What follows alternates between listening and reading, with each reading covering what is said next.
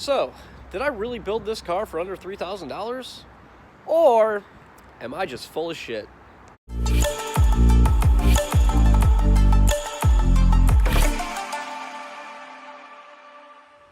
So, I mean, for starters, I got the car for dirt cheap. It was like $1,000. And it was never supposed to turn into what it is now. So, let's go inside the car and see where I spent a bunch of money. Oh, we got a $2,500 OMP carbon racing seat there. I guess we already went over budget, huh? Nope, not really, because this seat was originally supposed to be a passenger seat for my GTO, and it's been sitting in my garage for a few years. Since I think I got it in 2013, it's just been sitting in my garage, so I had the brackets for it. I modified and fabricated my own adapter brackets, which is on a slider, so that's kind of nice. We have our custom Grip Royal steering wheel. This is actually the Mustang steering wheel. My good friend Keith over at Paint and Color Lab donated a Sparco steering wheel for this car out of a rally car that we built a couple years ago. So I do have a Sparco wheel that's going in this car. I really love the Grip Royal wheel though. I'm kind of considering keeping the Grip Royal in here until the Mustang's done because these wheels are awesome and I love them. But yeah, didn't spend any money on a steering wheel.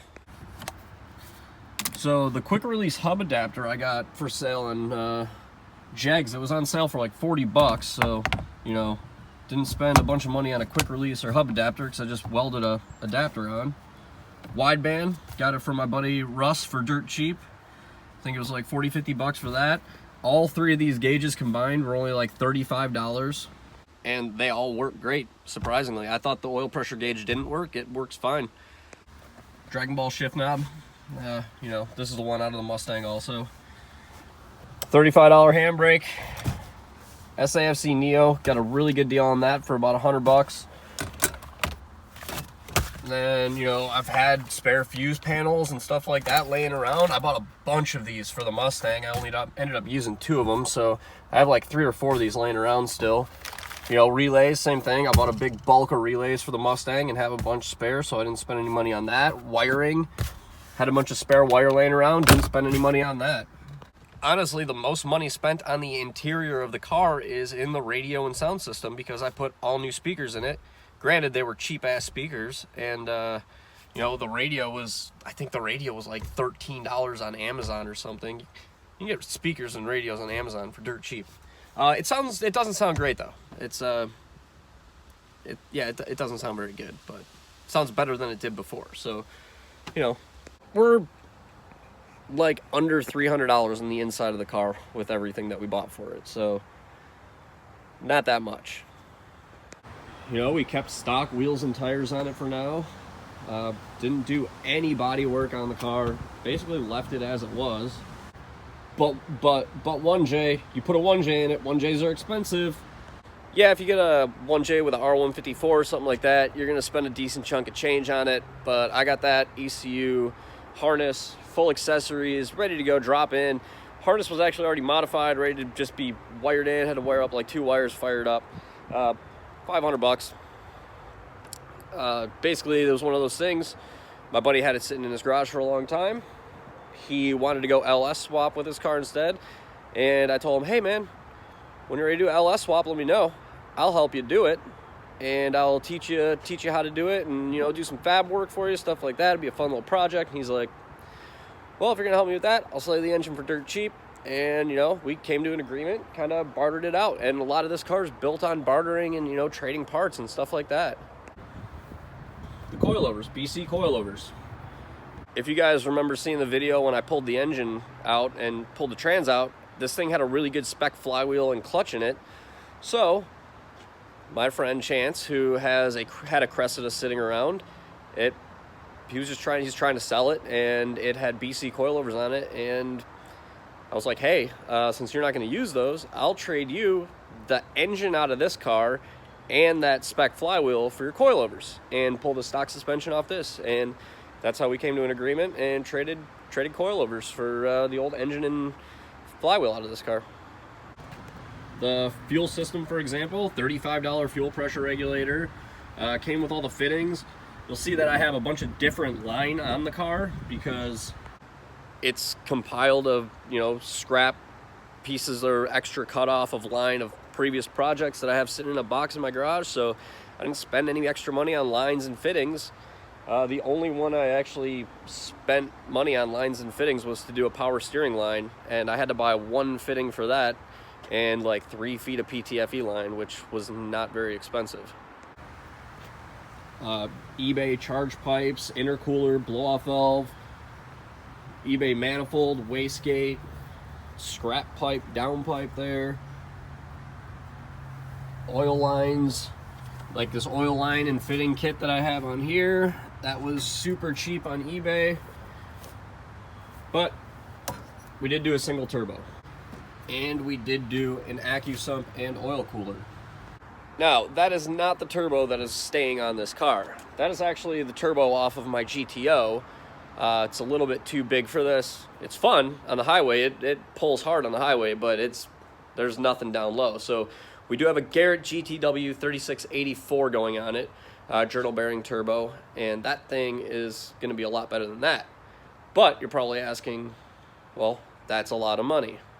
You know, fortunately, over the years of doing stuff with, you know, the Mustang build, my GTO, you know, in the past I've worked with these companies building cars for SEMA and building cars that went to Ford World headquarters and stuff like that. And, you know, I try really hard to represent these companies and do the best I can when I'm working with them. And, you know, when they found out I was doing this, they volunteered to help out with the project. So, you know, big shout out and thank you to Garrett Turbo for stepping up and helping out with this project, supplying a turbo for it.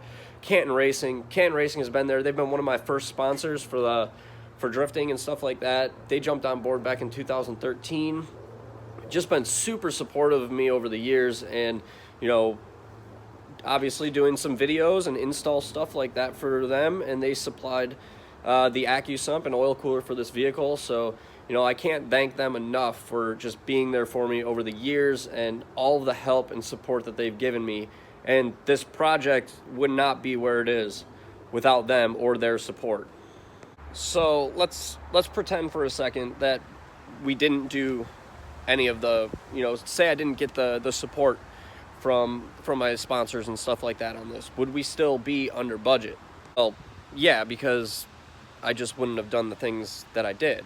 I'd actually be lower under budget because I wouldn't have put the AccuSump and oil cooler on it. Well, I would have put an oil cooler on it just because it's still doing oil cooler. But I probably would have stayed factory twins, and that would have saved me even more money because I wouldn't have had to buy a wastegate and manifold. So I would have stayed factory twins. I had to make a downpipe for it, which I made a downpipe anyways. You know, we still would have came under budget. We just wouldn't have the same setup we have now. I mean, I guess I could have still done single turbo and put that one on there. I definitely would have stayed stock twins before I went with like an eBay turbo or anything like that, though.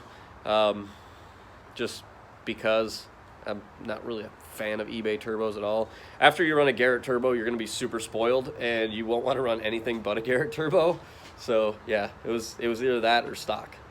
Now, we still have a few things to button up on the car. Everything is buttoned up to the point where it's drivable, so I drove it all day yesterday. I'm trying to put some miles on it before I go out and like rip on it and get some good like footage of driving it and stuff like that, because with my luck, I'll take it out on the road and while I'm recording, something will go wrong. So I want to put a couple hundred miles on it first and, you know, see how it goes. Take it up, get the exhaust finished up on it because it's so loud right now. It's ridiculous. But yeah, we did it. The car is drivable. It's registered, insured, and we're almost $400 under budget. I think we're like somewhere in the mid to high $2,600 range. So we'll just say we're like $300 under budget. But yeah, I mean, now we're just like got $300 of play money to throw around. So I'm gonna order up some hood shocks for it. I'm gonna order up a boost controller for it for when I get the smaller turbo. A couple of little knick-knack things like that, but everything from here on out that goes into this car is just going to be maintenance. So brake pads, rotors, stuff like that down the road if it needs it. We're not counting that in the budget because that's basic vehicle maintenance. It's kind of important. So yeah, we did it. I did not lie. I did not go over my budget of $3,000. I was not full of shit. If you think I'm lying or you think I'm full of shit, I'll take it as a compliment because it means that I did it so well you couldn't believe it. But I wouldn't have been able to do it without the partners and friends and all the great people that have helped me along the way. So big shout out to Garrett Turbo, Canton Racing, NV Auto, Riley Sexsmith over there helping me out with the injectors, Vector Motorsports helping out with some stuff here and there like the air filter, the fuel pump, Tyler Wittig, Dane Wittig, Chance Culp, Mason Petty, Ted Hundich for hooking me up with the car. There's just so many people to thank, and I can't even remember them all right now. But I'll be sure to do a video on the completion of the car and, you know, go into depth and talk about all that a little bit more. So that's going to be it for this one. We're not full of shit. Like the video if you liked it. Subscribe to the channel if you're new. Follow the builds along, and I'll catch you guys later.